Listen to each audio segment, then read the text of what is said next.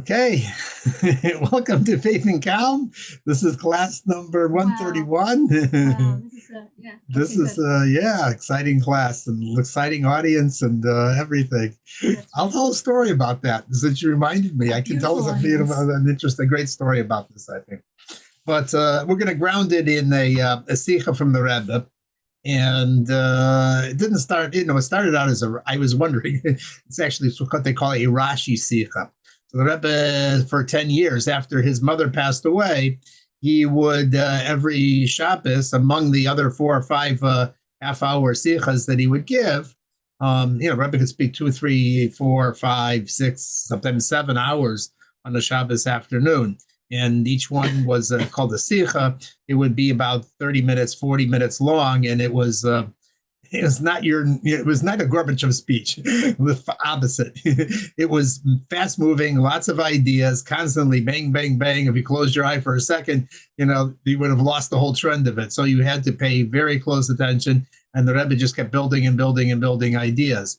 And especially when he would speak something about halacha or something like that. The Rashi Sikhas are a little bit more accessible, but again, it's a little bit what they call lomdish. You have to learn a little bit because you have to know the Chumash, and then you have to the Rebbe's question was on the Rashi. His mother would the women many times they would learn the Chumash and they would also look at the Rashi and they would try to understand what the Chumash was saying.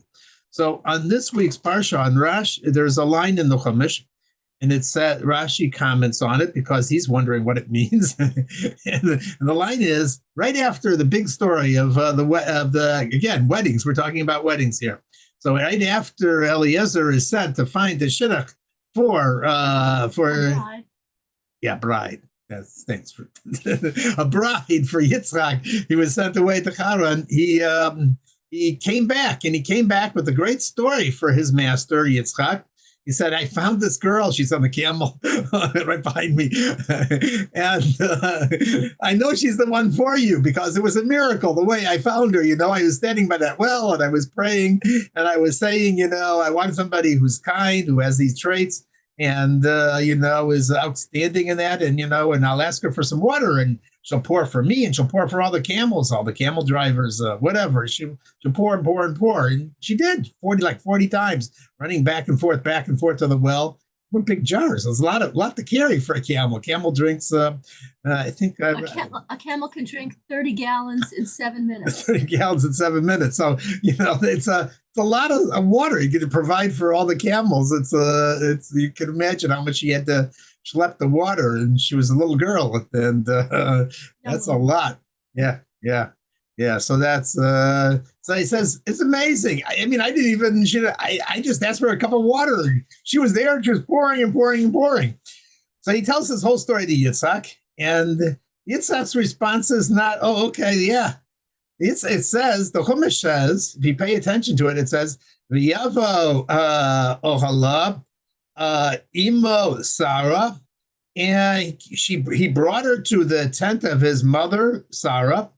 Yitzhak brought his mother, and then he married her, and then he fell in love with her. That's the line. The line is a very interesting line. I mean, it's the love came after the marriage. It's already an indication that's it's already a lesson in that respect. But the question is the Rebbe has is what are those lines? V'yava ohalo Yitzchak. Rashi has that question. Sarah. He brought her to the tent of his mother Sarah. So Rashi, because it's not needed. It's just not needed. He brought her, he married her and he fell in love with her. That's all you have to really say. So Rashi says it's hinting to you at some stories in the Medrash. The Medrash tells us that when he brought her to his tent of his tent, his tent, right? And what's what have to do with his mother Sarah? What does it have to do with that? So he says because he saw that when his mother passed away, and says that a man is never really comforted for the loss of his mother except by having a wife, and he didn't have a wife. So what's he going to do? So it was 3 years after his mother had passed away, and all of a sudden he saw, hey, it's My mother's back in town, because she's like my mother. She has the traits of my mother. What does she have the traits of? It says because he saw three things that were associated with his mother, especially, and he saw these things. What were the three things? He saw that he brought her to her tent. It means that she was very special in the mitzvah of Taras Mishpacha, mikvah. She was, she was outstanding in that trait.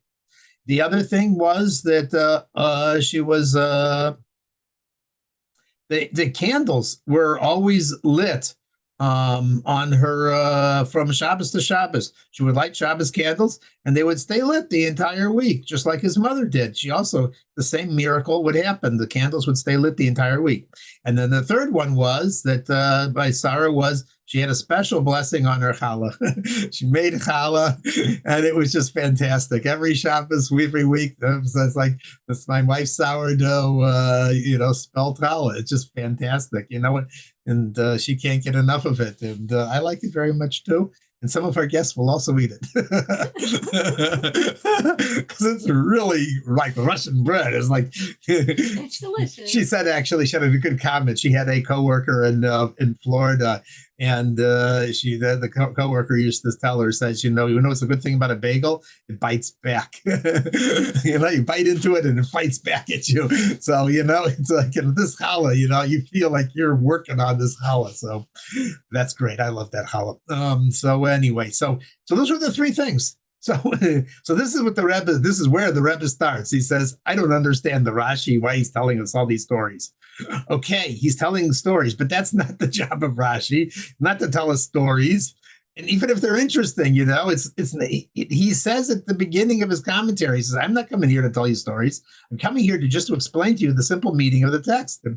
So what's he's explaining? If he's explaining the simple meaning of the text, these are all midrashic. These are stories. These are not necessarily helping us understand simply what was going on there. Doesn't seem, at least, that's the Rebbe's question. And I think he has a good question. I mean, it doesn't really, they're completely, they're not hinted to. They don't look like they're hinted to at all in the text. I mean, where are you getting this idea that by reading these three words, she came to his tent of Sarah, his mother, and you get these three miracles? I mean, where is that? I don't see that. So in Rashi is supposed to be explaining to you just simply how to read the text of the Chumash. So the Rebbe says, that Rashi's problem was that these three words are not needed. And therefore, each word is hinting to you at something that help you understand the simple meaning. I'm going to explain to you the simple meaning for each of these three words. When he says tent, that's referring to family purity, the separation, the idea that there are times where you can be together, there's times of not intimacy, there are borders, there are boundaries to things and so forth like that. That's coming to the tent. And then Sarah is hinting to at the fact that she had this special blessing on the challah. And Imo, his mother, is referring to the candles. The candles were lit from week to week. And each one of these is hinted to there. Why does he say that the tent we sort of can understand? Let's explain each one of them. The tent. Why does he say the tent is referred to this special distinction? So it says the tent, special tent. Now in other places it also uses it doesn't have to say, it could just say brought her to a tent. So where it specifies out a specific thing, it's like when it said that when Abraham was taking Yitzhak to the Akedah, it says he brought him to the mountain. What's the mountain? The mountain is the mountain where the cloud of Hashem, the Shekhinah, dwelt on. So he says, I think that is hinting to you that there's a cloud. There's a cloud over the tent. There's a cloud of the Shekhinah here. The Shekhinah dwells in this location. I think that that's also hinting to the fact that, about her family purity. The tent is referring to that. And about Sarah, well, we also learned the fact that, that Sarah's challah was special. When the angels came to tell Sarah about that she was going to have a child, the first thing Abraham did was start acting like a guy in the maitre d' in a restaurant, running here and there, getting 3 calves, slaughtering it, preparing the food. He looked like a butcher or somebody in the store, something like that, running here, running there, telling his wife, prepare 3 loaves of bread, and so, for the guests and so forth. He's running around. Wait a second. He didn't do the bread. He prepared all the other food. He prepared the tongue with mustard, but he didn't prepare the bread. That's because he knew there's nothing like my wife's bread. She's the one. She excels at that. So so that's referring to Sarah. We knew Sarah had special tastes in there. And then mother is, of course, the first thing that a little kid knows about his mother is he looks at the Shabbos candles and he says, that's my mommy's job. Mommy's light the candles. So even a 5-year-old learning Chumash would know, yeah, we said mother, it's referring to that. I was thinking about this, and I was thinking this week, how are we going to tie this together? And I asked for my wife for a book. I said, maybe, you can explain to me why these 3 mitzvahs are really very connected with Jewish women. Why is it that these three were really singled out, especially for the Jewish woman? There must be something that she does with these mitzvahs that a man just doesn't do the same, that can't really fill in. And Avram couldn't really fill in with these things. So the first one, which one should I do the first there? Let's take the candles first, okay? So what is the candle? So I looked in her book and it said one of the things about a candle is, that it's not a big light. It's just a little light, but it's one little light can illuminate the whole world. If you got one candle, you kindle one person, you can change the whole world. And, men think they have to be a big shot, important, a CEO. And women understand, if I focus just on my family and I do the right job, I can change the whole world. That's changing the world. You don't have to deal with the whole microcosm. You can change the whole world. You change a family, you change one person's life, that what that person can become is unlimited. And the story that goes with that, I thought I would tell a few stories here.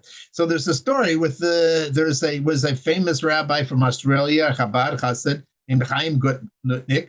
He basically had a lot to do with the whole transformation of Australian society, which was pretty yuck. I think they call them yuckies.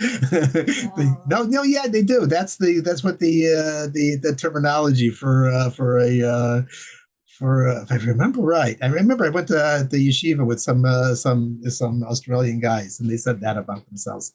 So anyway, it was a very, it was a penal colony. It was not, the basic traits were very in your face, direct, and so forth. And but they're very honest. I really love Australians. I'm not picking on Australians. I like Australians a lot, but it was not a very refined, culture. And Gutnick had a lot to do with the change transformation of it. So one time he came to New York, and the Rebbe told him, "I have a mission for you. I want you to start teaching classes in Tarish Mishpacha about mikvah." And he said to him, "Rebbe, it's not going to work. I mean, I've been here now 10 years, This is not the topic they want to hear. They are not going to be excited about this whole idea, of going to the mikvah and separating from the rest. It's just not going to work. It's not going to work." The Rebbe says, "You're my chassid. Do your job." So he goes, he pays. He makes a big program. He advertises it. He makes a rinse a hall. He gets food, catered food and everything. And, in the first night that he comes there, it's a big room with lots of chairs. And one woman comes. One woman. I thought this was a great story for tonight. And this one woman comes. And that's all that comes. And he has a whole hour of material and so forth. And, this is the first of a 10-part series, so he teaches the whole class, and he figures he'll do a bigger advertisement next, nicer food, and call people and really twist their arms and ask them to come. And the next week, this one woman comes again. And for the 10 weeks, this is what happens to him. This is like week after week. It's one woman, and, and he has the whole class, and he gives her the personal class to this one lady. That's every week. He goes back to New York and he tells the Rebbe, I don't want to, I told you so, you can't do that to the Rebbe. But basically, that's what he felt, I told you so. I mean, they're just not ready for it. And the Rebbe's response was very interesting. The Rebbe's response was, he says, "How many mothers did Moshe have?" And that was his response. And Gutnick caught the idea, Yeah, you have to kindle the light in one person. That's all. One person. That's all you got to do. You're only given opportunities really, and you only have deep effect on one person either. The people who are in the big positions in the newspapers and other big spokesmen and influencers and stuff like that, they have very shallow influence really on anybody or anybody's life. You raise a child, you bring up somebody from and you have a deep influence on that person, you really change that person. But if but that's where you have an impact. And one person, that's all you have to have impact on. And that's what lighting the candle is all about. And Jewish women understand that, it's not the public side. It's that one candle, that one illumination. So I think that's a very important lesson. And I think that's why you understand that my title for tonight was The Power of Jewish Women. And I think that's one of the powers that people have to realize. That's very powerful, not necessarily all the other things that people think about people in power and position. The second one is of course the mikvah. I mean, we just talked about the mikvah and the importance of the mikvah, but that also is an idea of that women, I think, tune into, and that is, it's an interesting thing. I was reading it wasn't the Chumash, it was the Koz Chumash, and there was an introduction to that this week's parsha, Chayei Sarah, and they said it's hard to understand what the point of this whole parsha is. I mean, it's titled The Life of Sarah, but the whole story is after she passed away. I mean, the very beginning, Avraham is looking for a place to bury her. So where's her influence? How do you see that this is about the life of Sarah? So it's the Rebbe, but many other people explained it, and they said, you really see the impact of the life of a person, not so much even in their lifetime, but how much they impact people after their life, and how much they transform their people, and how much you see a continuing effect and impression. And one of the things about Avraham was, he was great, but Avraham was a revolutionary. He was against one person against the whole world, and he changed the whole world with a very powerful approach, which basically was recognizing the kindness, the affirmations. He was a man of chesed, of kindness. He saw the good in everybody, and he helped them see the good inside them too. He helped to see the positive inside themselves, the potential of what they can do, and he revealed that, and people reacted to that, and they said, wow, this is different, They really respected that. To do that, you have to, in a certain sense, have to sort of like not see the blemishes in people. And we see about Avraham, he was praying for Yishmael. He didn't see blemishes. He didn't have problems with Hagar. And he didn't have, he was always trying to live. He saw great things in Sodom where nobody else saw anything good. And he was praying for all the people of Sodom. Again, and he was arguing with God about, the people for the people of Sodom. So, so that was Avraham Avinu. And Sarah was along with him, and she had a big impact too. But when she had a kid, she realized, the future of the Jewish people cannot only be focused outwards and trying to explore and be always on the good. Sometimes you have to build fences, boundaries for things. You have to have time where things are allowed and things aren't. And when she saw that Yishmael was not a good influence on her family, she said, this kid can't stay here anymore. I'm sorry, I don't hate him, but he can't stay here anymore. He has to have his own life. He's not going to be part of the Jewish people. And interestingly enough, Avraham understood that later on, because when he sent Eliezer, he said, don't get a woman from around this area. They're not all that great. Go back to my family. The particularness, the distinctiveness, the division. The Jews are great, but if you don't know who you are, and you're always open to everything else, well, then you don't have an identity. As Rabbi Jacobson once explained, or maybe some other one said, if you have a shofar, and it's got a narrow part and a broad part, if you try and go at the broad part, you don't make any sounds. You have to start with narrow, and then you can go out. You have to know who you are in order to have an influence on somebody else. You have to have an identity. You have to develop your own. You have to say that there's something distinctive that I am offering to the world, and then you can go out and influence the whole world. And Sarah understood that was going to be the distinction of how the Jewish people were going to go forward, that there was going to be a Jewish thing and there were Jewish ways. And then that Jewishness is not just everybody can say, whoever feels that they're Jewish is Jewish, and everybody, there's laws who can convert, who can be a Jew, how can you be a Jew, what you do as a Jew, that she understood. And that's the idea of Taharas Mishpacha, I believe, in the mikveh also, that there are times, there are boundaries, there are times for closeness, there are times of not closeness. And that is that I think Sarah gave, and that's the bequeath to the Jewish people. And the third one was the challah. And the challah is about being able to, I saw, was about being able to mix the spirituality with very physical. To be able to understand that sometimes you really have the biggest influence when you actually do a physical good for somebody else. You do something kind for them. You reach down and you actually touch them on the physical, very physical, mundane level. But that sometimes is the way you really connect to another person. And the story that I'm going to tell about that, I think, is there's a story with a Rebbe. There was a lady who was a famous opera singer. Her name was... keep forgetting it. Margaret Koznem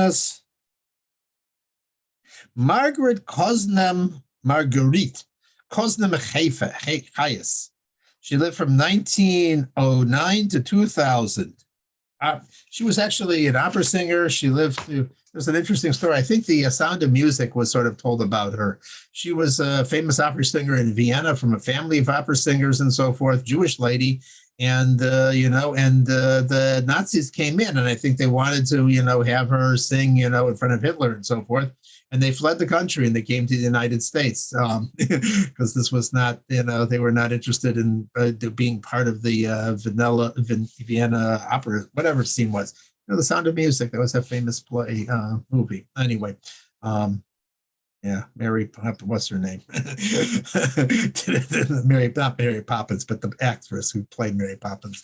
Anyway, probably before Dina's time. Before her time to see the movies too. Okay.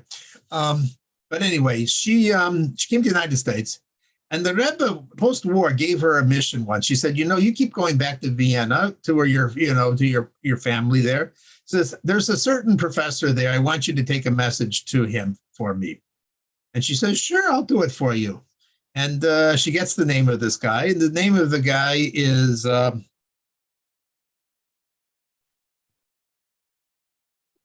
wasn't famous at the time. He was just a professor at the University of Vienna. His name was Dr. Viktor Frankl. Yeah. Dr. Viktor Frankl. Dr. Viktor Frankl was one of the students of Sigmund Freud. And, Freud passed away before World War II, and Viktor Frankl ended up in the concentration camps and had a terrible time there. And after the war, he broke with a lot of the other of Freud's students. And he started, rather than thinking about the person being basically a victim of his physical situation, he said, the core motivation, the core being of a human being is this idea of the search for meaning. And that's what he wrote, this, his book, the famous book, The Search for Meaning. And he said that the people who understood that, who constantly were always connected on the soul level and realized that the soul is really what drives the situation rather than just the physical situations, these people are the ones that survived through the camps. And those people whose definition of what life is was on a physical level really had a lot of trouble with the camp because there was nothing there on the physical level that really gave you any indication that there was any point to your life or your life meant to anything. You were just another piece of the assembly line trying to kill off other Jews. That was basically what you were for. So, if you didn't have this idea that there was a deeper purpose, so he started writing about this, and he was ostracized terribly. And he wrote his book, and it was just, the department was against him. Everybody against the students were against, everything was against him. And he was about ready to throw in the towel. And all of a sudden, this lady comes knocking on the door. And, she goes to the university, and they say, we haven't seen him for the last week. That's the whole story. And she keeps searching because she knows she has a mission from the Rebbe, and she finds out where he lives at his house, And she starts knocking. She knocked on the door. She goes to the house and she knocks on the door.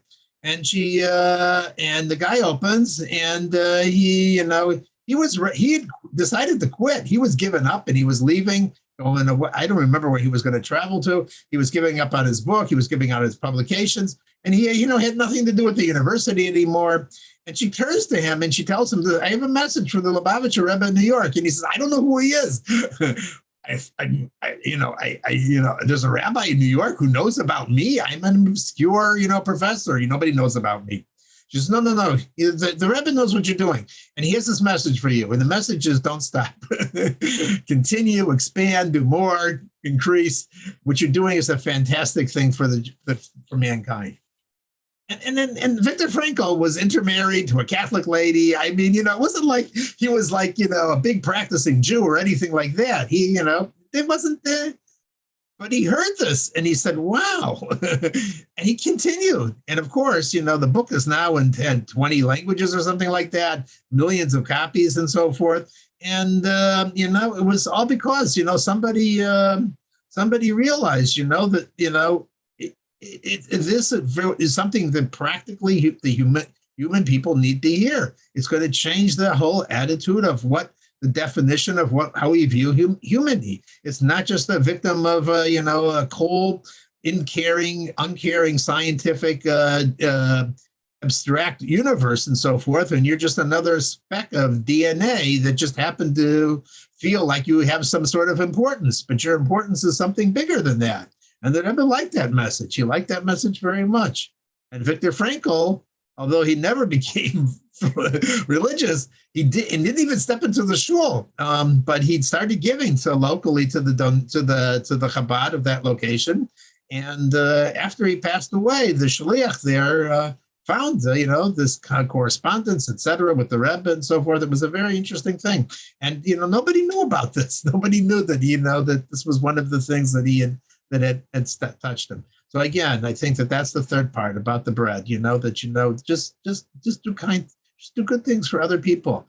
They'll respond. It doesn't have to necessarily be on all that. That connect the spiritual and the physical together, and that's the third part for the Jewish women. And with that, I'm going to turn over the microphone to my wife. And thank you so much. I wanted Tina. to say a little something about Viktor Frankl, who Sure. I actually know a lot about, and I've read his book numerous times, Man's Search for Meaning. But the interesting thing is that Viktor Frankl was one of the people who helped people understand what happened and to be able to heal from the Holocaust. Obviously, not just because he was a concentration camp prisoner, but because people did not know what to do with that level of horror and couldn't understand what had happened. And his book was one of the pieces of transformation and healing.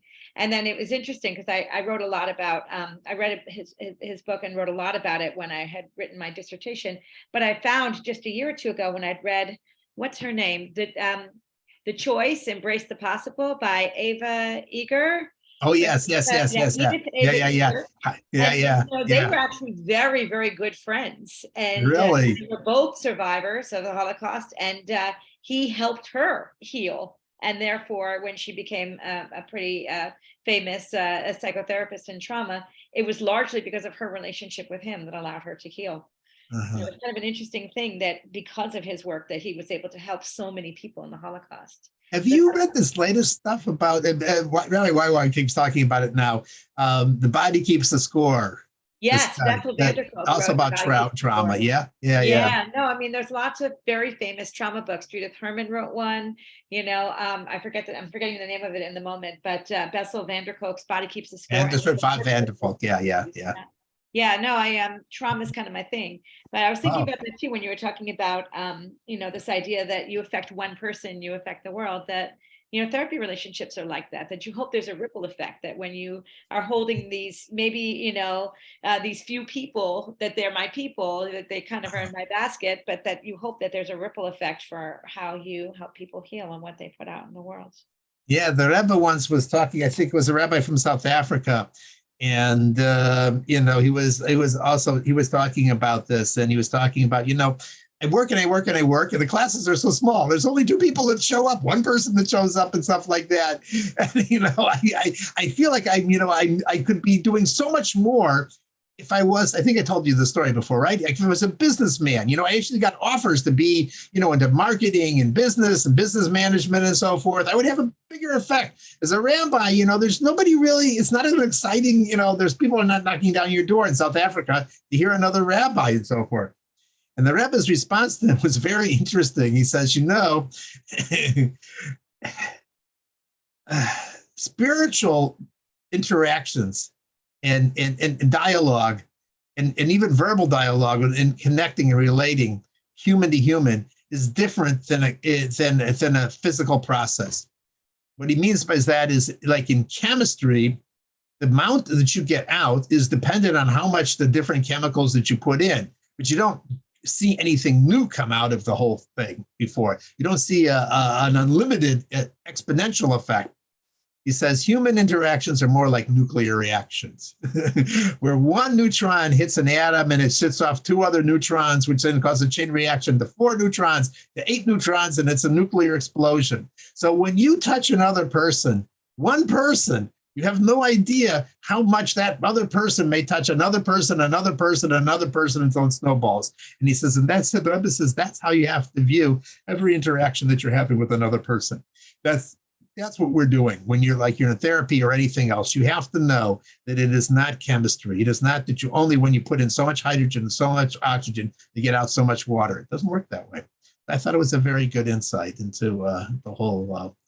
What do you think, Dina? You're a psych major too. Okay. Anyway, I'm going to turn off. I also just want to say that that's one of the reasons why your classes are so important. That whether one person shows or 2 person shows or however small they've been, that what you guys have been doing has been really, really important in terms of changing the world and helping to bring about the redemption. So thank you. Yeah. Still, I think that the Rebbe told me, whatever, I need, person needs to promote things.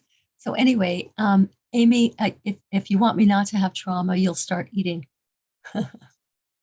Well, I'm afraid with the recording that, that everyone's going to watch me eat if they tune into the recording. Excuse me, nobody can see anybody but the main speaker.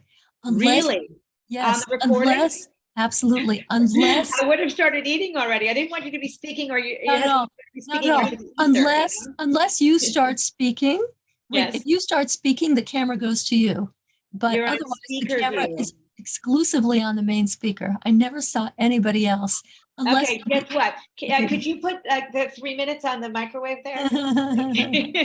Thank you. So I will eat in front of you. So good, thank you. And you'll save me from trauma. Yes. So, yes. So anyway, glad to see everyone. And I wanted to say that, okay, so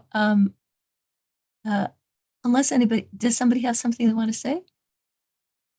By the way, Mazel Tov on your run. It was such a cute story.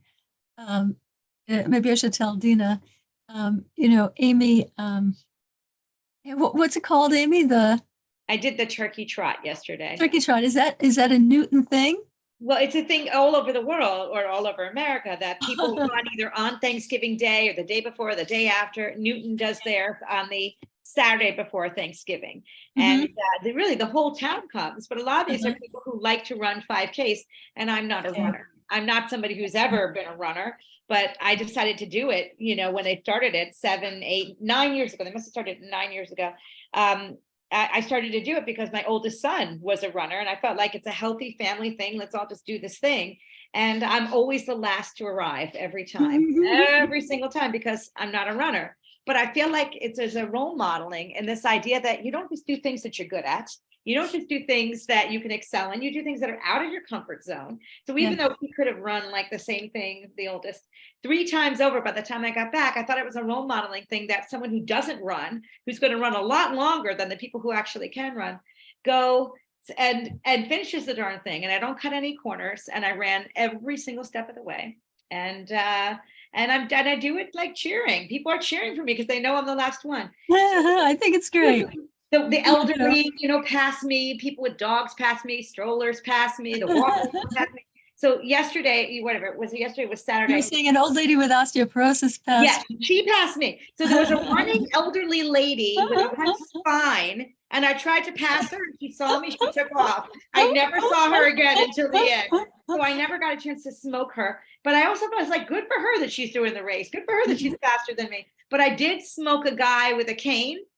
But it turns out that he only did a mile. He like showed up late, came early. Apparently he came in before me because he kind of he showed up late, turned around. It turns out he wasn't really on the. I would have smoked him earlier, but in any case, they're usually packing up by the time I run in. But they expect me this time. Everybody, It's so nice to watch me come in. So you're a phenomenon. Very nice. That's my little story. I'm sticking to it. Very, very nice. So anyway, I want to repeat the 4 things that I always say in the very beginning, and that is that we are in an extraordinary time. And what do I mean by that? Lubavitcher Rebbe told us that we are in the beginning of the unfolding of the redemption of the Jewish people and the entire world. And it was never predicted to be a smooth time. It's predicted to be quite an interesting time.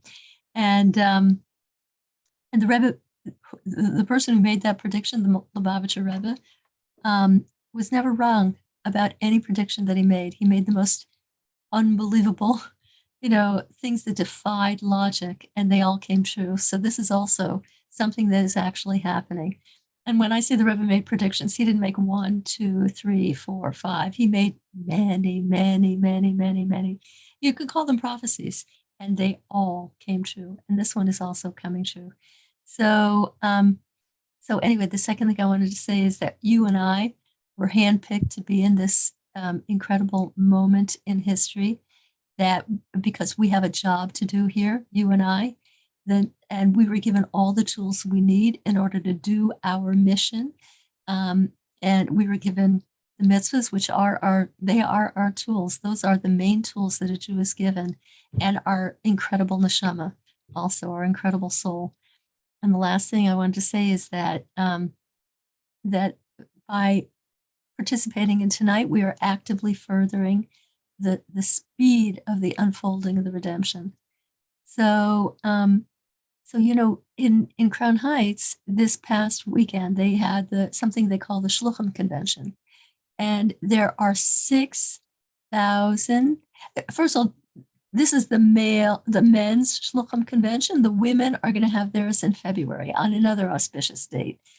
But for the men's, 6,000 men came, Shluchim, emissaries of the Rebbe, came from around the world. In the 40s, before the Rebbe was Rebbe, he told a little girl who was playing on the sidewalk in Crown Heights. He was already known. He was the son-in-law at that point of the Rebbe back then.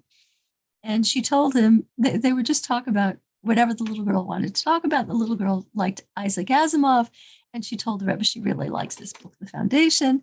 And the Rebbe told her, guess what, Natalie? I want to build a foundation. She said, really, Rebbe? You want to make a foundation?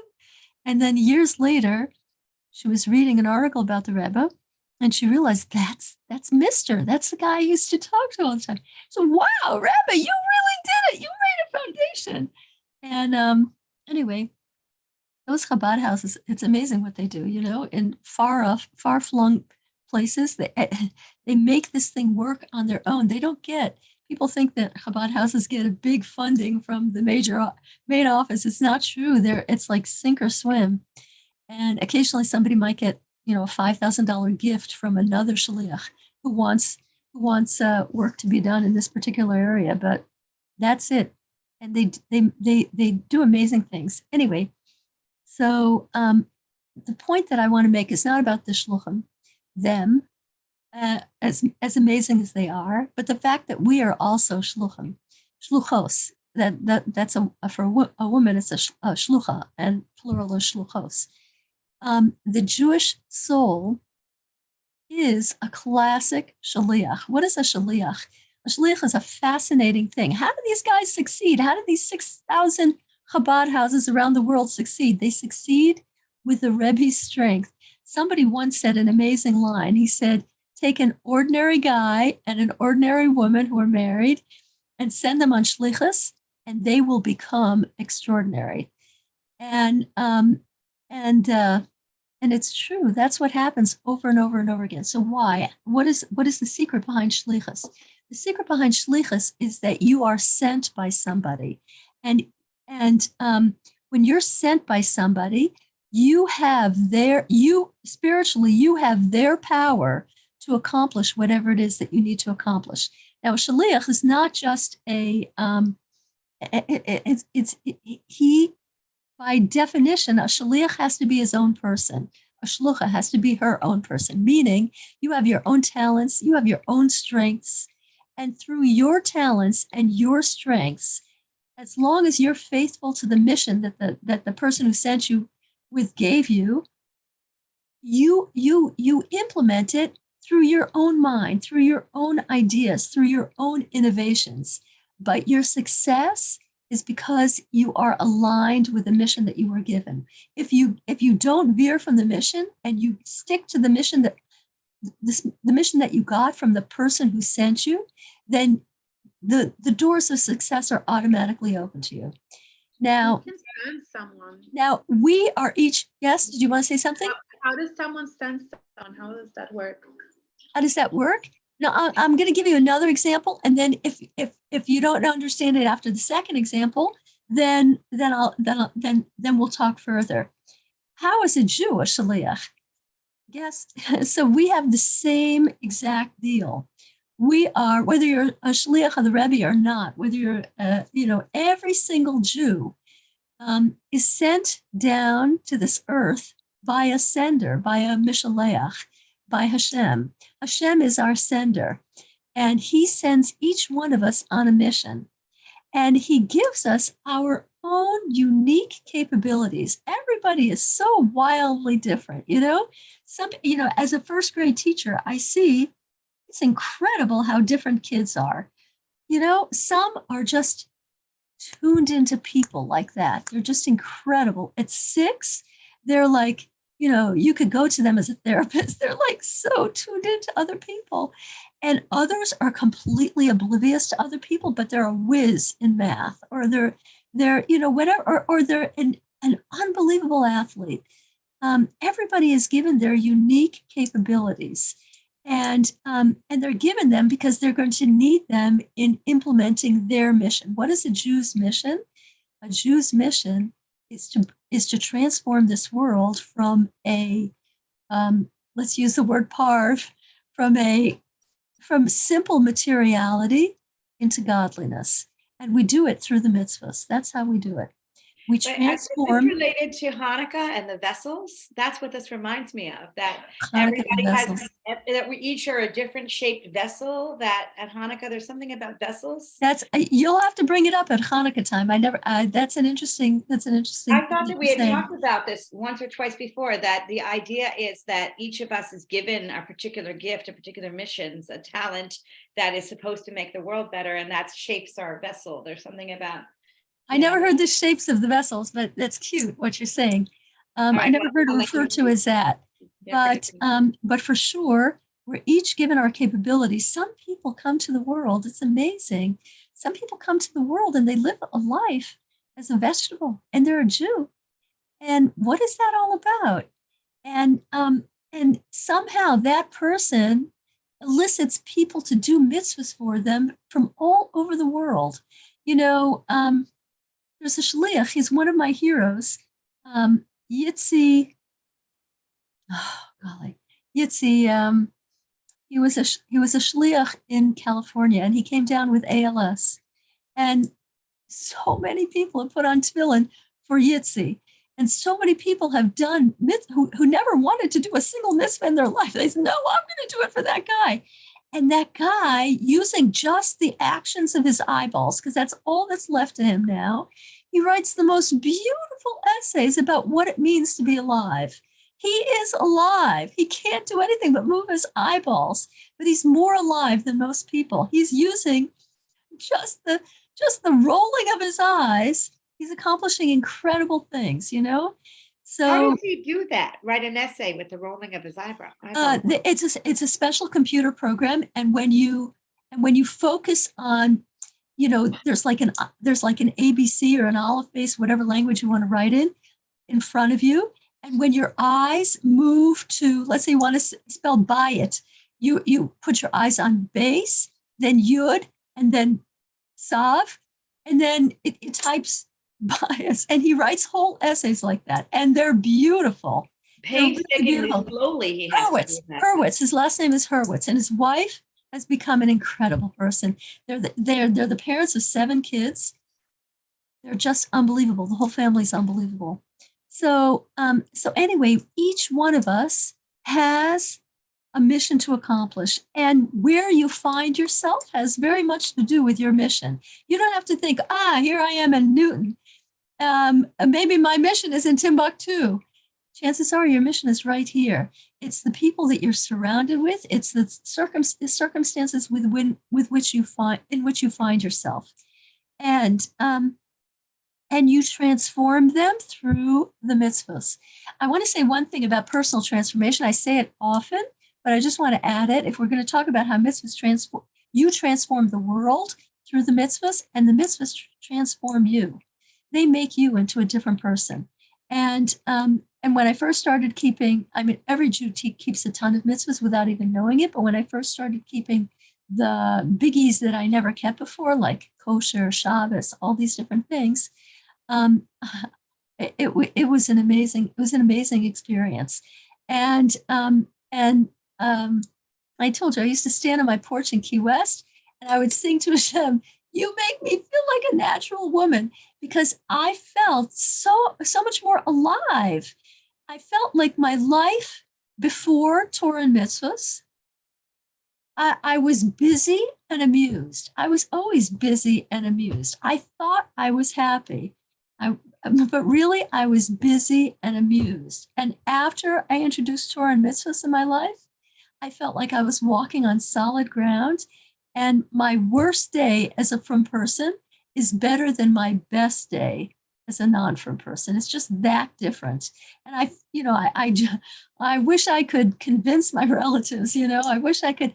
I've said to them in the past, it's like I have $1 million and I want to share it with you.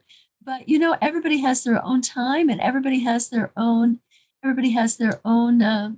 thing. So anyway, I just want to say, okay, so we transform the world through mitzvahs. That's our job. And we also are transformed through the mitzvahs. And I want to tell you a story about somebody. She wasn't a Chabadnik. Her name was Mrs. Goldworm. I might have mentioned her before, but she's a story about how one woman can, it doesn't matter how many people you influence. It really doesn't. Just like Haskell Shimon said, you can influence one person, just like the mother of Moses. She influenced one person, and he did quite a lot with his influence. So Mrs. Goldworm happened to be somebody who influenced hundreds and hundreds and hundreds of people. And she had a gift of energy. Now, I've known people in my life that have a gift of energy, and they use it well. I've had relatives who have phenomenal energy, and they use it well. And some people simply have that, and she must have had that gift from birth. But what she did with it, it was quite extraordinary. So I want to preface what I say by saying that anybody, I'm gonna ask people to listen to this afterwards who knew her, but anybody who knew her will say, she didn't say enough. She really glossed over everything. And people who didn't know her will say, can't be true.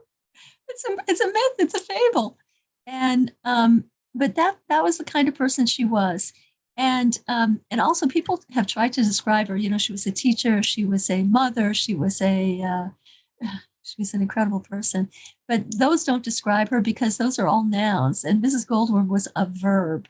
She never stopped at. She was constantly in action. And what was so attractive about her was her passion for life and her passion for mitzvahs. I used to feel she lived in Muncie in a place her house was on One Meadow Lane.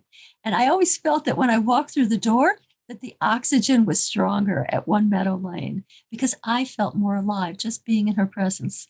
So, so anyway, um, she she used her energy, her phenomenal energy for mitzvahs, and it was like almost like a storybook.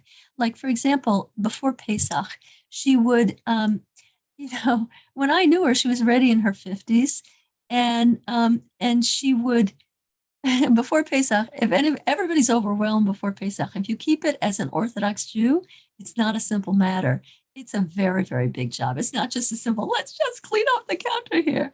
It's really much more detailed. And then you kosher everything after you clean it. So she would clean and kosher several people's houses. She did it not for money, just because, oh, this one's a little overwhelmed and this one's a little overwhelmed. Let me do this. She would do several people's houses. And then her own house, like if somebody gets married, it's very common in the Orthodox world to get married before Pesach because there's a whole period of time after Pesach from Passover until Shavuos, the next holiday, people do not get married. And so everybody tries, if they meet somebody, they try and rush their wedding to before Pesach, before Passover, because otherwise they're going to have to wait until after Shavuos to get married. And as many people know, people get married fast in the Orthodox world. They don't have long engagements. So so anyway, she would kosher several people's houses, and meanwhile, her own house. If a couple gets married, what do we do after a wedding? We have something called Sheva Brachas. Sheva Brachas is at 7 different people's houses. The 7 nights after you get married, they throw huge feasts for you with typically 20 guests, and 10 men and 10 women, and so days before Pesach, she'd throw one of these big extravaganzas because who wants to give Sheva Brachas before Pesach? Nobody wants challah crumbs and cookie crumbs all over their house before Pesach. So she would do it, make a complete mess out of her house, and then she'd clean up before Pesach. So, or like if somebody, I remember there was a 20-year-old who got married in Brooklyn, and Mrs. Goldworm, she's close to 60. She never drove. She would take a train and a bus and everything else to go clean scrub this person's new apartment, to scrub their floors in the whatever apartment that they got for their married life. And Mrs. Goldberg, the bride would be 20, and Mrs. Goldberg would be down on her hands and be scrubbing the floor. And she was just like so generous with her time and even with her money. She literally spent her last dime to help people. A girlfriend of mine who was even closer to Mrs. Goldworm than I was, in the last months of her life, she saw Mrs. Goldworm's checkbook, and that was where Mrs. Goldworm kept her money. She didn't have secret stashes of money, and it was down to 10 cents, and it was just amazing. She was just an amazing person. So another thing that she did that was so incredibly wonderful, it's a huge mitzvah in Jewish life, and that is that it doesn't sound like a mitzvah, but it is. She would greet people she would make everybody feel like $1 million. And I think Amy must have a little bit of that skill, because if you look at her Facebook page, she's got like, whoa. Anyway, so somebody would come into her house, she would give them this thunderous welcome. I had a friend, she would come to Mrs. Goldworm once or twice a year, and Mrs. Goldworm would say, Elaine, whoa! Like she was her best friend.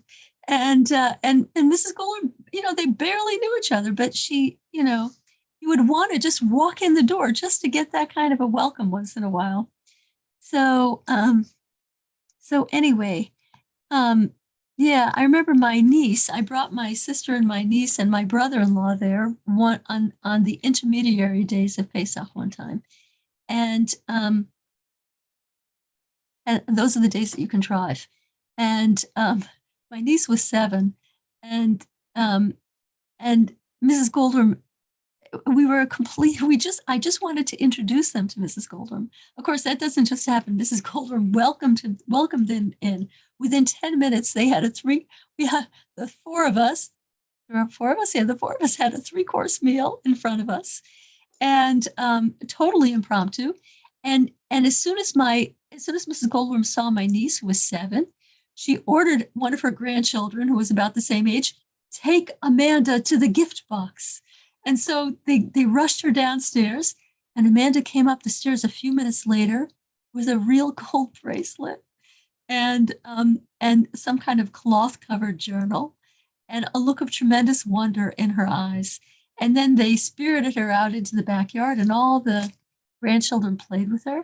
And not one of them batted an eye at the fact, these are all Hasidic girls, and they weren't all girls, Hasidic little kids in the backyard, because they were all Mrs. Goldworm's grandchildren. And here's my niece with her long flowing blonde hair below her knees, probably, and pants, and none of them batted an eyelash. They made her feel like $1 million. And I thought, oh, those are Goldworm grandchildren. So anyway, I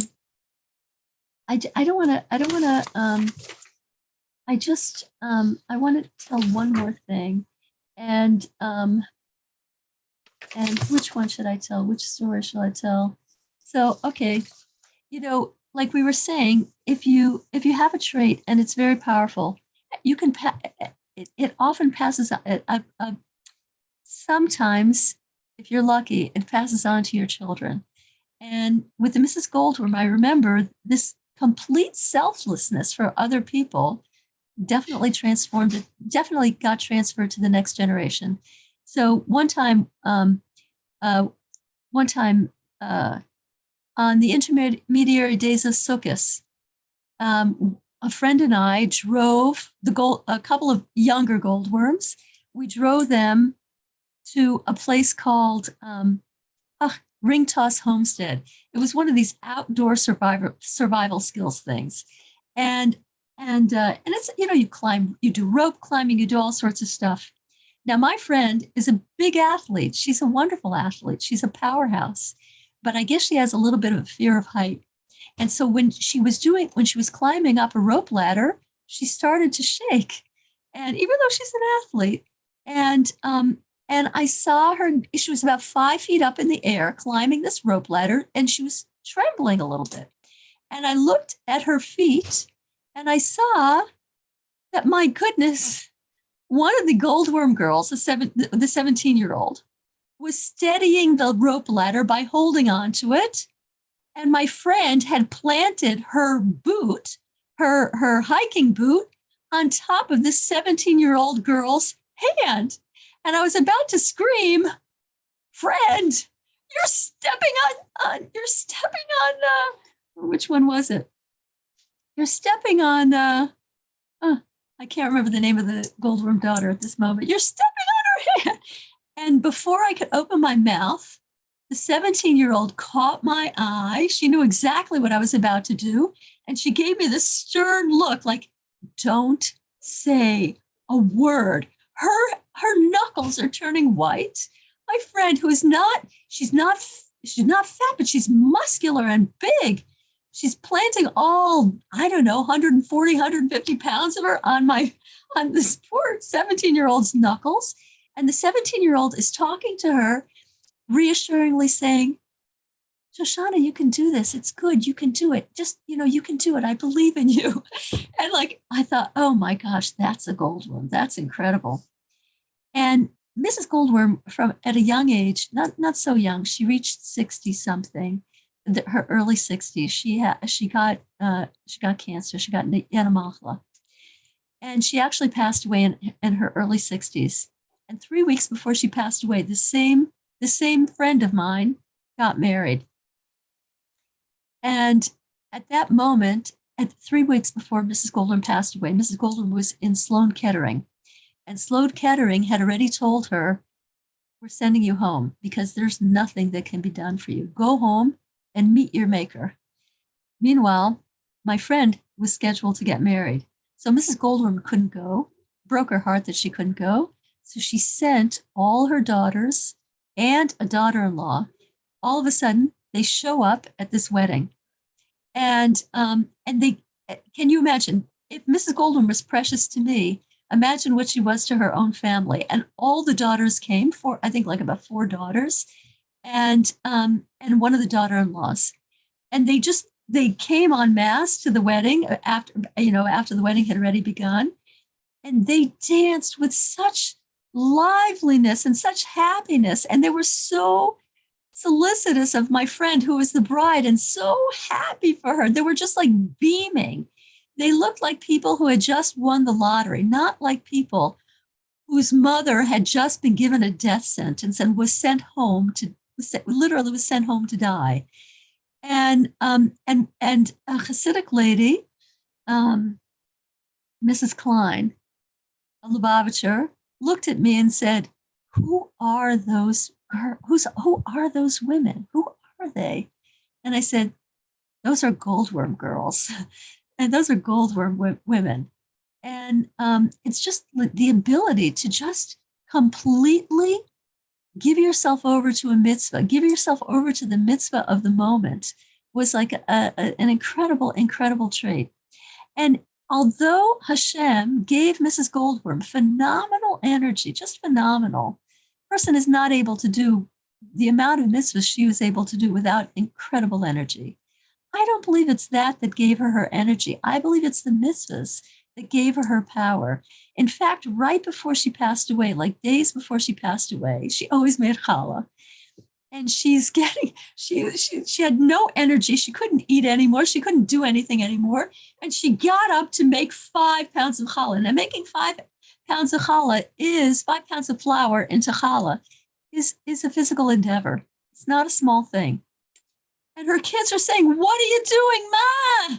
Ma, you don't have to do it. Ma, what are you doing?" And she said, "Be quiet. This is where I get my life from."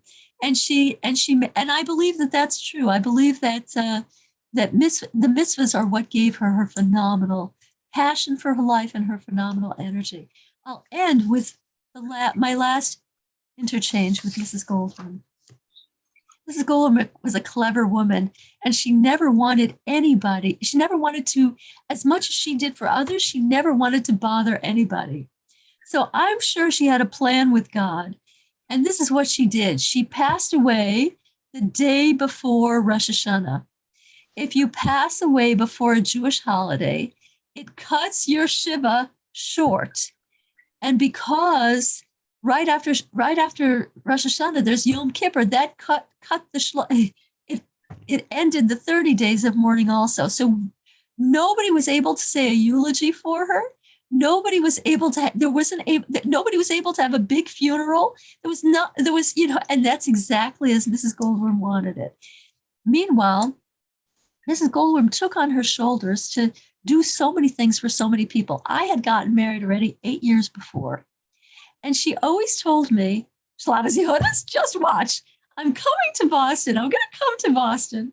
And because I believe with all my heart that if Mrs. Goldworm didn't mop your floor before you got married, your new floor, and didn't, schlep boxes for you, she didn't believe you were really married.